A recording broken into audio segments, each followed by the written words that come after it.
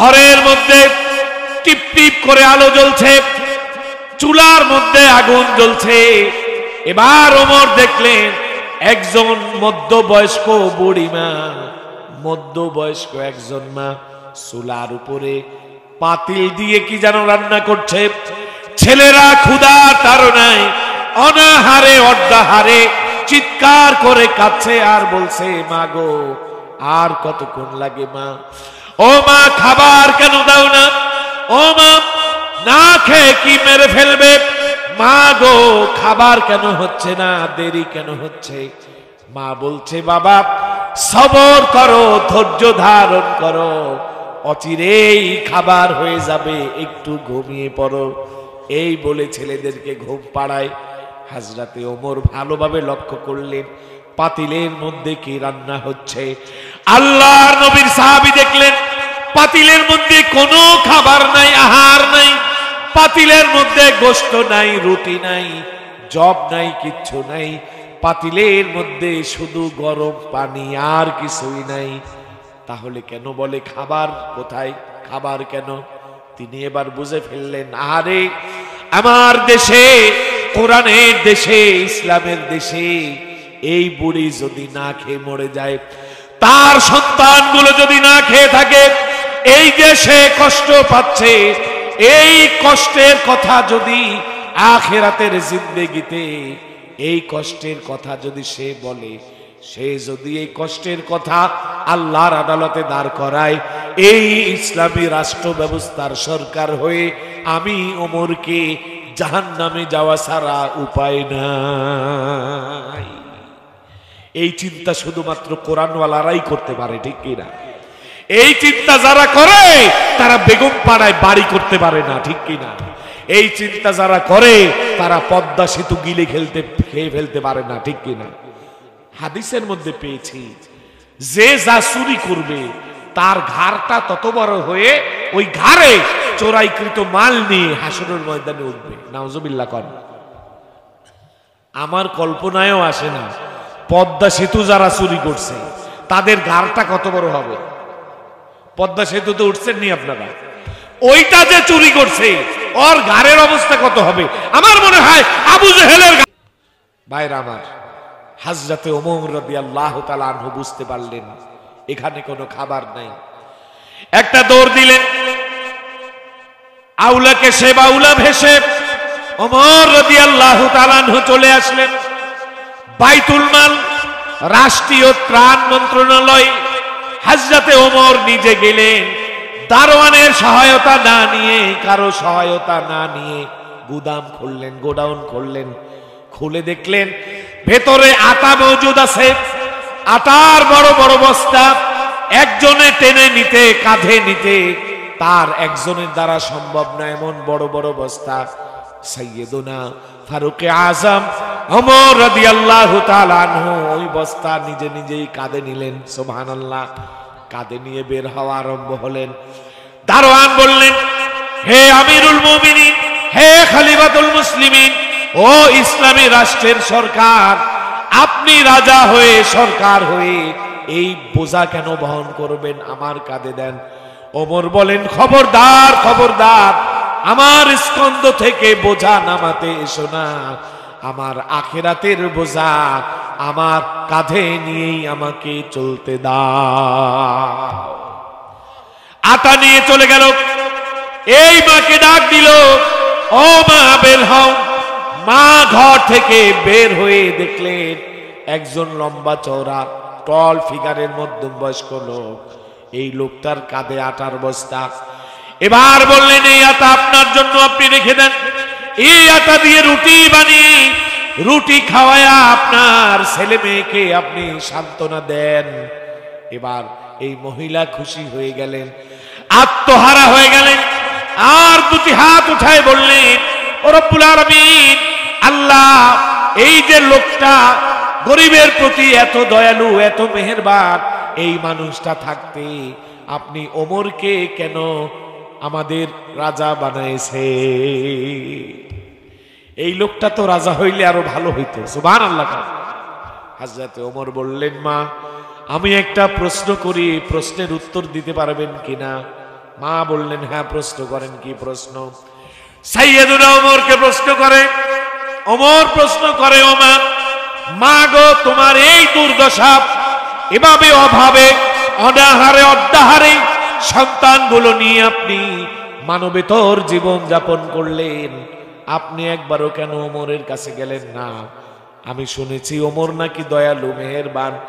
ওমরের কাছে গেলে তো ওমর কিছু একটা দেওয়ার চেষ্টা করত। মহিলা বললেন, হে আগন্তুক, আমি আপনাকে চিনি না, তবে ওমরের ব্যাপারে আমার অভিযোগ আছে। এই রাষ্ট্রে আমি না খেয়ে আছি, আমি না খেয়ে থাকবো, আমি কেন ওমরের কাছে যাব? আল্লাহর কোরআনের আইন হলো ওমর আমার কাছে আসবে, ওমর আমার খবর নিবে, আমি কেন তার খবর নেব? তার কারণ হলো বুখারী শরীফ কিতাবুল আহকাম নেতৃত্বের অধ্যায়ে আল্লাহ রাব্বুল আলামিন তার হাবিবকে দিয়ে ঘোষণা দেওয়াই দিলেন। একেবারে প্রথম হাদিস, আলা কুল্লুকুম রাইন ওয়া কুল্লুকুম মাসউলুন আন রায়াতিহি। ও জগতের কর্ণধাররা, দায়িত্বশীলরা, ও পরিবারের প্রধান, গ্রামের প্রধান, শহরের প্রধান, রাষ্ট্রের প্রধান, ও সরকার, ও প্রেসিডেন্ট, ও প্রধানমন্ত্রী, সাবধান সাবধান, খবরদার, তোমরা প্রত্যেকেই কিন্তু দায়িত্বশীল। তোমাদের অধীনস্থ যারা, তাদের ব্যাপারে আল্লাহ তাআলা তোমাদেরকে কিয়ামতের ময়দানে প্রশ্ন করবে। ভাইরা আমার, ওমর বললেন, আচ্ছা মা, যা হয়েছে এভাবেই থাকুক। আগামীকাল আপনি ওমরের দরবারে যাবেন। ওমরের দরবারে রেশন কার্ড আছে, ওমরের দরবারে দুস্থ ভাতা আছে, বিধবা ভাতা আছে, ইয়াতিম ভাতা আছে, বেকার ভাতা আছে। আমি চেষ্টা করব, ওমরের যদি দয়া হয় তাহলে আপনি এগুলো পেয়ে যাবেন। হযরতে ওমর চলে গেলেন। মহিলা বললেন, রব্বুল আলামিন, ওমর না হয়ে এরকম শাসক হলেই তো আমাদের রাষ্ট্রের জন্য ভালো হতো। পরের দিন সকালে মহিলা ওমরের দরবারে গিয়ে দেখে, ওই দরবারের সিংহাসনে যিনি বসা, তিনি আর কেউ নন, তিনি গতকালের সেই কাব্যিক মহাপুরুষ ওমর। এই হলো আমার ইসলামের রাষ্ট্র ব্যবস্থার রাজাদের রেখে যাওয়া ইতিহাস। সুবহানাল্লাহ। ওই ইতিহাস যারা অনুসরণ করে, ওই কিতাব যারা অনুসরণ করে, ওই কোরআন যারা অনুসরণ করে, তাদের রাষ্ট্রে একটা মানুষও না খেয়ে মারা যাবে না ইনশাআল্লাহ। ভাইরা আমার, সেই রাষ্ট্র ব্যবস্থা আমরা চাই কি চাই না? আমার বন্ধুগণ, আল্লাহ রাব্বুল আলামিন ওই রাষ্ট্র ব্যবস্থাকে বিনির্মাণ করার জন্য কোরআন দিয়েছে। এই কোরআনের শুরুতে এই জন্য আল্লাহ তাআলা প্রথম সূরা দিয়েছেন সূরাতুল ফাতিহা, রাজকীয় সূরা। সুবহানাল্লাহ। আল্লাহ তাআলা এই সূরার নাম ফাতিহা কেন দিলেন? ফাতহুন শব্দের অর্থ হলো বিজয়। তাতে বোঝা যায় কোরআন বিজয়ের জন্য এসেছে। কোরআন কিসের জন্য এসেছে? এই কোরআন হেরে যেতে আসে নাই। প্রথম সূরার নাম যেহেতু বিজয়, বিজয় দিয়ে কোরআন খোলা হয়। সুবহানাল্লাহ। সূরাতুল ফাতিহা বিজয়ের সূরা, বিজয়ের সূরাই দিয়েই আমরা কোরআন খুলি। কোরআনের প্রথম সূরা, এতে বোঝা যায় কোরআন বিজয়ের জন্য এসেছে। বিজয়ের জন্য কোরআন এসেছে। এই কোরআনকে পৃথিবীর কোন অপশক্তি হারাতে পারবে না ইনশাআল্লাহ। ভাইরা আমার, আল্লাহ তাআলা আরো বলেছেন, আল্লাহ তাআলা বলেন, হুয়াল্লাযী আরসালা রাসূলাহু বিল হুদা ওয়া দীনিল হক লিইয়ুযহিরাহু আলাদ-দীনি কুল্লিহি ওয়া কাফা বিল্লাহি শাহীদা। সুবহানাল্লাহ। এই আয়াতে বিজয়ের কথা আছে না নাই? পূর্ববর্তী আয়াতে ওয়ালাউ কারিহাল কাফিরুন, সূরা সফে আল্লাহ রাব্বুল আলামিন এই সূরার মধ্যে বলেন ইউরিদুনা লিইউতফিউ নূরাল্লাহি বিআফওয়াহিহিম ওয়াল্লাহু মুতিম্মু নূরিহি ওয়ালাউ কারিহাল কাফিরুন। অন্য জায়গায় আল্লাহ বলেন ওয়ালাউ কারিহাল মুশরিকুন, কোন কথা বাদ দেন নাই। আল্লাহ বলেন ইউরিদুনা, কাফের সম্প্রদায়, ধর্ম নিরপেক্ষ সম্প্রদায়, জাতীয়বাদ সম্প্রদায়, ইসলাম বিরোধী সম্প্রদায়, তারা মনে করে, তারা ভাবে, তারা চিন্তা করে, তাদের টেন্ডেন্সি এমন, তাদের ধারণা এমন, তাদের ভাবনা এমন, তাদের কামনা এমন, লিউতফিউ নূরাল্লাহি, যে আল্লাহর প্রদীপ, আল্লাহর বাতি তারা একটা ফুঁক দিয়ে দুনিয়া থেকে নিভিয়ে দেবে। নাউজুবিল্লাহ। এক হুঙ্কার দিয়ে নিভিয়ে দেবে।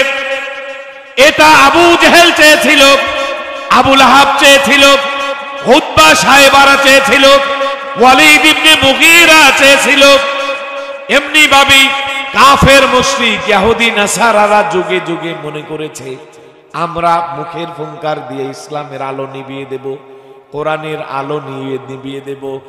আল্লাহ তাআলা বলেন ওয়াল্লাহু মুতিম্মু নূরিহি, ও কুফরি সম্প্রদায়, কাফের সম্প্রদায়, গোটা পৃথিবীর কিয়ামত পর্যন্ত ইসলাম বিদ্বেষীরা শুনে রাখো, এই কোরআনকে পূর্ণতায় পৌঁছানোর দায়িত্ব আল্লাহর নিজের হাতে আছে। সুবহানাল্লাহ। কার হাতে? আল্লাহর সাথে যুদ্ধ করে পারবেন? যুদ্ধ কিন্তু করেছিল, উপরের দিকে 3 মারে, আল্লাহকে মারবে। নাউজুবিল্লাহ।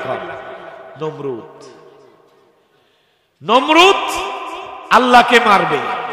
আল্লাহ কয় ওর জন্য একটা মশাই যথেষ্ট। আল্লাহু আকবার। এক মশা ঢুকছে, জুতার বাড়ি খেতে খেতে খেতে খেতে এরপরে নমরুদ দুনিয়া থেকে বিদায়। ঠিক কিনা? এই জুতার বাড়ি নমরুদ থেকে শুরু হয়েছে। সূরা লাহাব যেদিন নাজিল হয়, আল্লাহর নবী বললেন কুলু লা ইলাহা ইল্লাল্লাহ তুফলিহুন। হে আমার সম্প্রদায়, আমার গোষ্ঠী, আমার মহল্লাবাসী, আমার গ্রামবাসী, আমার দেশবাসী, গোটা বিশ্ব মানবতা, তোমরা বলো লা ইলাহা ইল্লাল্লাহ, তোমরা মুক্তি পেয়ে যাবে। এই কথা বললে নবীর এই যে ওয়াজ মাহফিল, এই ওয়াজের আয়োজন আমার আল্লাহ করেছেন। সুবহানাল্লাহ। ওয়াজের জন্য স্টেজ লাগেনি, স্টেজ ছাড়া ওয়াজ হয়নি। আল্লাহ তাআলা আমার নবীকে স্টেজ হিসেবে সাফা পাহাড় চয়ন করলেন। হে নবী, সাফা পাহাড়কে স্টেজ বানান, এই স্টেজে মাহফিল হবে, ওয়াজ হবে। ওই ওয়াজে প্রধান বক্তা, একমাত্র বক্তা আপনি বক্তব্য দিবেন। মাশারাল কুরাইশ, কুরাইশ সম্প্রদায় ওয়াজ শুনবে। ওয়াজ শুনতে এসে আমার নবীর ওয়াজে সর্বপ্রথম যে বাধা দিয়েছিল তার নাম হলো আবু লাহাব। তার নাম কি? আবু লাহাব। তিনি বলেন তাব্বাল্লাকা সাইরাল ইয়াউমি আলিহাদা জামাতানা। আল্লাহর নবীর ওয়াজে বাধা দিয়ে তিনি বলেন মুহাম্মদ তুমি ধ্বংস হও।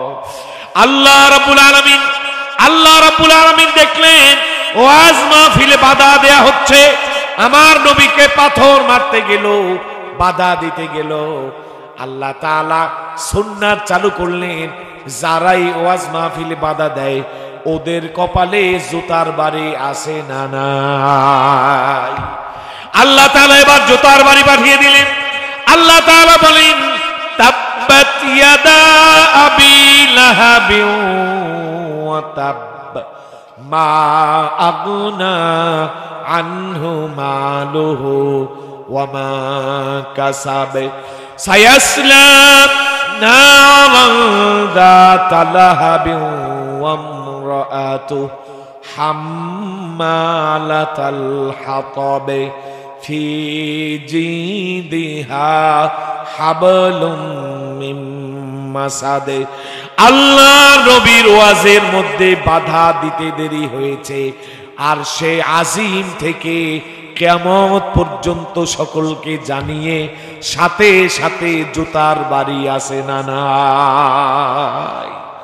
আল্লাহ তাআলা জুতা পিটা করে জানিয়ে দিলেন, তোকে আমি জাহান্নামের লাকড়ি বানাবো। এই যে সুন্নাত চালু হয়েছে, এরপর থেকে দেখেছি 16টা বছর আয়না ঘরও ছিল, রিমান্ডও ছিল, খুনও ছিল, গুমও ছিল, মানুষের মনে এইসবের ভয় ছিল, মিথ্যা মামলা হামলা সব ছিল। এরপরেও যারা ওয়াজে বাধা দিত তাদের কপালে জুতার বাড়ি হয়েছে কি হয় নাই? শ্রোতাদের জুতা দিয়া স্টেজ ভরে গেছে, ঠিক কিনা? তার কারণে এই সুন্নাতটা আপনারও না, আমারও না, এটা নবীরও না। এটা কার সুন্নাত? আল্লাহর এই সুন্নাত কিয়ামত পর্যন্ত চালু থাকবে, ঠিক কিনা? আমরা ভেবেছিলাম 16টা বছর জালেমের বিদায় হয়েছে, আর কেউ ওয়াজ মাহফিলে বাধা দেবে না। দেখলাম আবার গত 2-3 দিন আগে আমির হামজার ওয়াজে বাধা আসে না নাই? হাসান জামিলের ওয়াজে বাধা আসছে। এই যে যারা বাধা দিল, ওদের চেহারার দিকে তাকিয়ে দেখেছি এমন ভাবে শেভ করছে, ওদের থোতা দেখলে মনে হয় কোরবানির গরুর সাথে একটা ফ্রি গোস্ত আছে। আসেনি? চিনছেন নি আপনারা? ওই গোস্তটা ফ্রিজে গোস্ত, ওইটা মানুষ খায় না, ফালাইয়ে দেয়। 2টা ককটেল বোমা আছে না নাই? ওই যে ককটেল ঝুলতে থাকে, ওই ককটেল 2টা যেমন তেল তেলে দেখা যায়, ওই বাধা দেওয়া লোকগুলোর থোতার দিকে তাকিয়ে দেখি তাদের থোতাটা ওই রকম তেল তেলে, ঠিক কিনা? তার কারণ দাড়ি নাই, টুপি নাই, পাগড়ি নাই, সুন্নাত নাই, মেসওয়াক নাই। এই মুনাফিক গোষ্ঠী, এই মুনাফিক গোষ্ঠী ওয়াজ মাহফিলের অতিথি হওয়ার ক্ষমতা রাখে না, ঠিক কিনা? এজন্য আপনারা যারা ওয়াজ মাহফিলের আয়োজন করবেন, আমাদের পাশে বসাবেন, এরকম আল্লাহর মেহমান, সুন্নাতের মেহমান দেখে বসাবেন, যাদের দাড়ি আছে, টুপি আছে, পাঞ্জাবি আছে, ঠিক কিনা? কোন মুনাফিককে, কোন মুনাফিকের দোসরকে আল্লাহর কোরআনের মাহফিলের মেহমান করা যাবে না, ঠিক কিনা? ভাইরা আমার, ভাইরা আমার, আশ্চর্য হতে হয়। কোন ক্ষমতা বলে, কিসের ক্ষমতা বলে, কি এস্টাবলিশ করার জন্য আল্লাহর কোরআনে বাধা দাও? আপনাদেরকে বলি, এরকম যদি কখনো হয় আর আপনারা থাকেন, বিসমিল্লাহ বলে, বিসমিল্লাহ বলে, আল্লাহু আকবার বলে আপনাদের জুতা ওদেরকে নিক্ষেপ করে জুতার বাড়ি দিয়ে দেখিয়ে দেবেন আপনি তাওহীদি জনতার একজন। পারবেন না ইনশাআল্লাহ? কারা কারা পারবে? কোন ওয়াজে যদি থাকেন,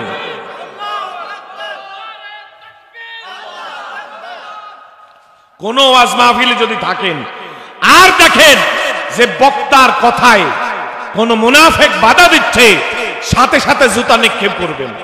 আমার নাম্বার রেখে দেবেন, এরপর আমাকে ফোন করবেন, তরিকুল সাহেব আমি জুতা মারছি, জুতার দাম কত, এর ডাবল দাম দিয়ে আমি আপনাদের জুতা একজোড়া কিনে দেবো, দরকার বিকাশে পাঠিয়ে দেবো, অথবা এই নগদ অন্য কোনো ইসে আমি সেন্ড করে দেবো, ব্যাংক অ্যাকাউন্ট দেবেন, পাঠিয়ে দেবো। এরপরেও আল্লাহর সুন্নাত চালু রাখতে হবে, ঠিক কিনা? ওয়াজ মাহফিলে বাধা দেয়, এগুলো বৈধ মায়ের সন্তান হতে পারে না, ঠিক কিনা? যার জন্মে ঠিক আছে, সে ওয়াজের মাহফিলে আল্লাহর কোরআনের মুফাসসিরদেরকে বাধা দিতে পারে না, ঠিক কিনা? রাজনীতি করে, আরে আল্লাহর কোরআনে রাজনীতি করছে, ওই কথা আমি বললে তো রাজনীতি হয়ে যায়। আমি কি করব? যদি মামলা দাও রাজনীতি করার অপরাধে, প্রথম মামলা দিতে হবে আল্লাহকে, ঠিক কিনা? কারণ কোরআনে তিনি রাজনীতি কেন দিলেন? অপরাধ যদি হয়ে থাকে, অপরাধ কার? নাউজুবিল্লাহ কবেন না। এরপরে যদি 2 নাম্বার আসামি দেন আল্লাহর হাবিব মুহাম্মদুর রাসূলুল্লাহ সাল্লাল্লাহু আলাইহি সাল্লামকে, 3 নাম্বার আসামি আমি, 3 নাম্বার আসামি আমি। আমি বলে দেই, আমরা রাজনীতি করি, আলহামদুলিল্লাহ বলে। আমরা কি রাজনীতি করি গীতা বেদান্ত নিয়ে? আমরা রাজনীতি করি মূর্তি নিয়ে, ভাস্কর্য নিয়ে, ধর্মনিরপেক্ষ জাতীয়তাবাদ নিয়ে? আমরা রাজনীতি করি কাকে নিয়ে? আল্লাহর কোরআনকে নিয়ে। আলহামদুলিল্লাহ। কোরআন নিয়ে রাজনীতি করে, আসলে তো আমরা কোরআন নিয়েই রাজনীতি করি। তোমার এই একটা কথা যদি কবুল হয়ে যায়, আমার জান্নাতে যাওয়ার জন্য যথেষ্ট। সুবহানাল্লাহ। তাহলে আল্লাহ পাক কি বললেন? দিনকে আমি পূর্ণতায় পৌঁছে দেব। এটা বিজয়ের দিন। এটা কিসের দিন? ইসলাম কি মার খাওয়ার জন্য আসছে? হাজ্জাজ ইবনে ইউসুফের সময়, হাজ্জাজ ইবনে ইউসুফের সময় একজন মুসলমানকে একজন ইহুদি থাপ্পড় দিয়েছে। তিনি হাজ্জাজ ইবনে ইউসুফের কাছে চিঠি লিখেছেন, ওহে হাজ্জাজ, তুমি আমাদের বাদশা, আমি মুসলমানের এক নগণ্য সদস্য বলছি, আমাকে ইহুদির বাচ্চা থাপ্পড় মেরেছে বিনা দোষে। এর প্রতিশোধ যদি তুমি না নিতে পারো, হাসরের ময়দানে তোমার নামে আল্লাহর কাছে মামলা দায়ের করব। সুবহানাল্লাহ।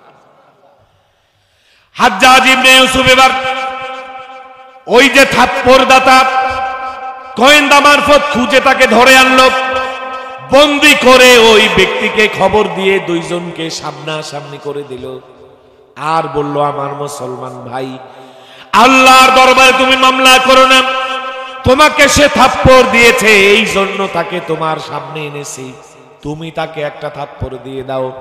এবারে আল্লাহর গোলাম বলছে, আমি তাকে থাপ্পড় দেব না, তবে তাকে জানিয়ে দিলাম তার দেশের রাজাকে, তার দেশের মানুষকে, তার জাতিকে যেন এটা বুঝিয়ে দেয়, মুসলমানের এই চোয়ালটা কাফের মুশরিকের থাপ্পড় খাওয়ার জন্য আসে না।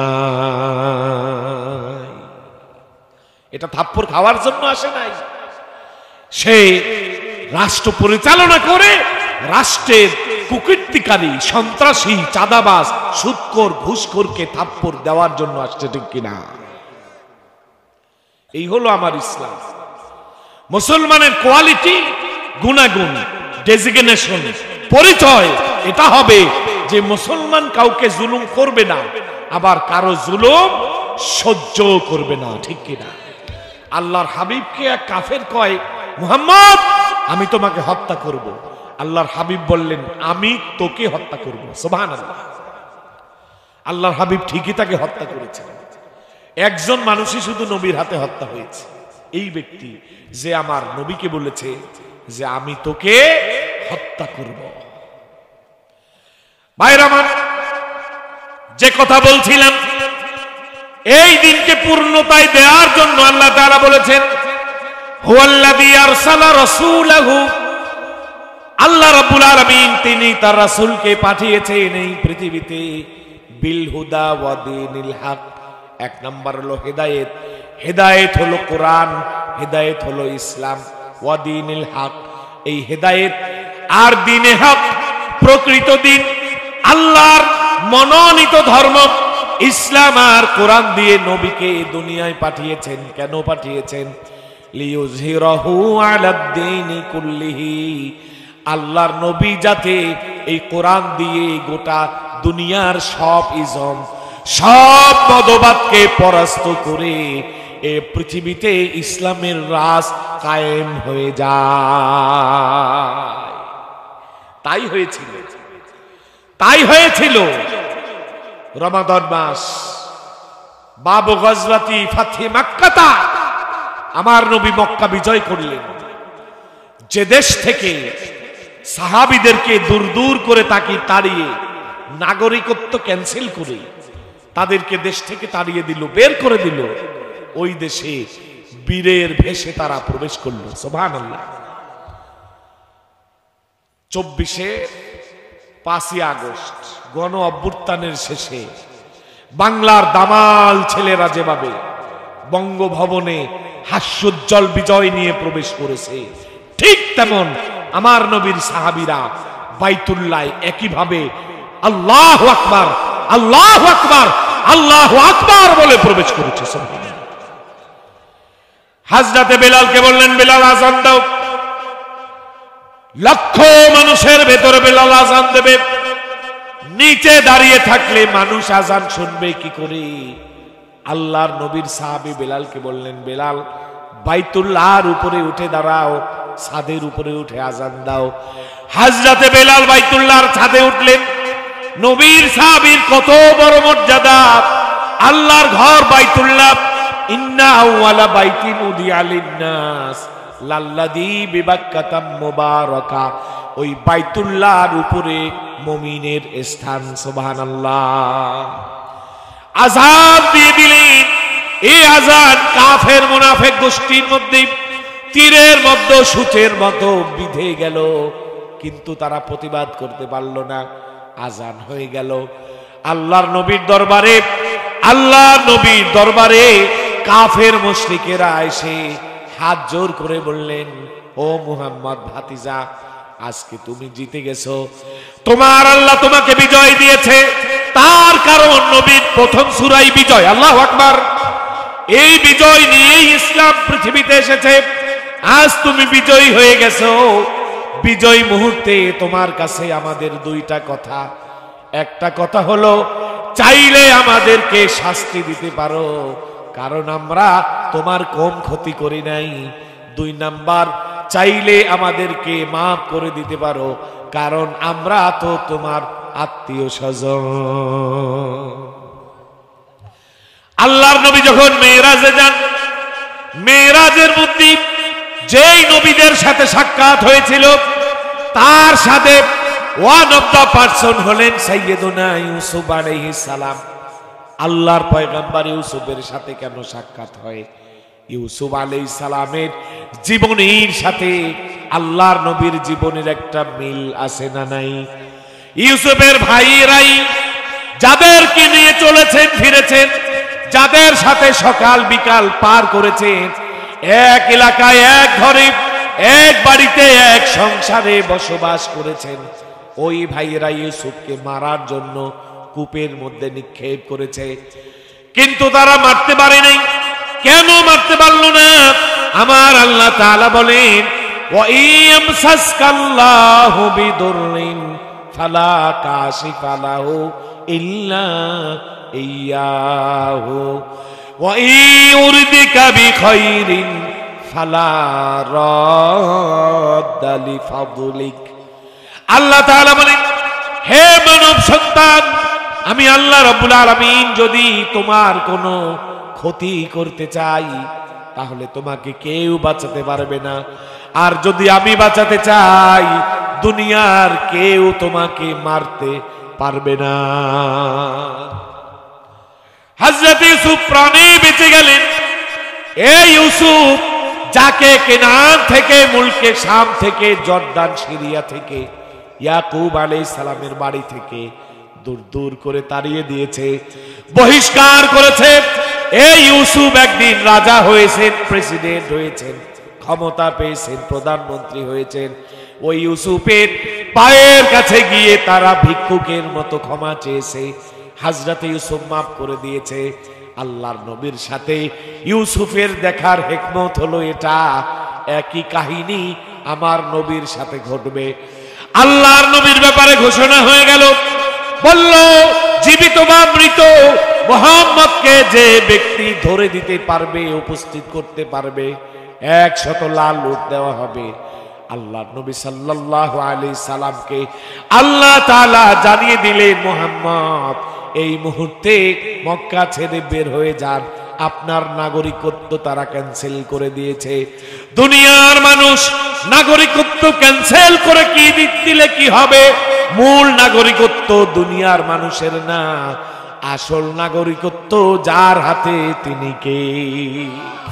আল্লাহ তাআলা বলেন, লা উকসিমু বিহাদাল বালাদে ওয়া আনতা হিল্লুম বিহাদাল বালাদে ওয়া ওয়ালিদিন ওয়া মা ওয়ালাদে। হে নবী, জগতের মানুষ আবু জেহেল, তার দোসর ফ্যাসিস্ট সন্ত্রাস বাহিনী তোমার নাগরিকত্ব ক্যান্সেল করলে কি হবে? বন্ধু আমার, ভয় পাবার কারণ নাই, আমি আল্লাহ তাআলা আপনার নাগরিকত্ব ফিরিয়ে দেব। আল্লাহর নবী এবার পয়গম্বর ইউসুফের কথা মনে পড়ল, ইউসুফের কথা ভাবলেন। বিজয় মুহূর্তে এবার এই ভিখারির ভেষে আসামিগুলোকে আল্লাহর নবী বললেন, দেখো, আমাকে নিয়ে বিচলিত হয়েও না, ভয় পেও না, আমরা মুসলমান, প্রতিশোধ পরায়ণ না।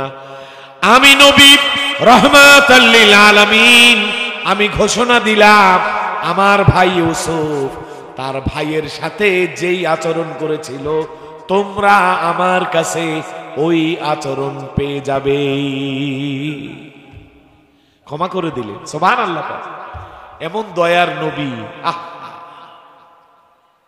মাপ পেয়ে গেল, ক্ষমা পেয়ে গেল, বিজয়ের মুহূর্তে হাতের মধ্যে পেয়েও মাফ করে দিল।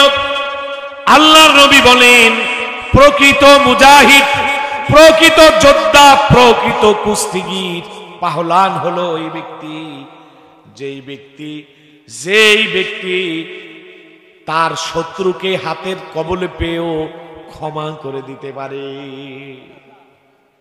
তাহলে নবী সাল্লাল্লাহু আলাইহি সাল্লাম ক্ষমা করে দিলেন। বলেন সেই বিজয় আমাদের সামনে বাংলাদেশের ইতিহাসে 47 থেকে 71, 71 থেকে 24 এই পর্যন্ত বাংলার মাটি ইসলামের জন্য যতটা উর্বর ছিল বর্তমানে তার চাইতে 1000 গুণ বেশি উর্বর, ঠিক কিনা? আমরা আশাবাদী এই নিয়ে ইনশাআল্লাহ বাংলাদেশের সংসদ হবে কোরআনের সংসদ, বাংলাদেশের হাইকোর্ট হবে কোরআনের হাইকোর্ট, বাংলাদেশের জজ কোর্ট হবে কোরআনের জজ কোর্ট, বাংলাদেশের সুপ্রিম কোর্ট হবে কোরআনের সুপ্রিম কোর্ট, বাংলাদেশের আইন বিভাগ, বিচার বিভাগ, নির্বাচন কমিশন, দুর্নীতি কমিশন, পুলিশ প্রশাসন সবকিছু আল্লাহর কোরআন দিয়ে আমরা ঢেলে সাজাবো, ঠিক কিনা? আল্লাহ কবুল করুক বলে আমিন। আল্লাহ আমাদের সার্বভৌমত্বকে ইসলামের সার্বভৌমত্ব হিসেবে কবুল করুক বলে আমিন।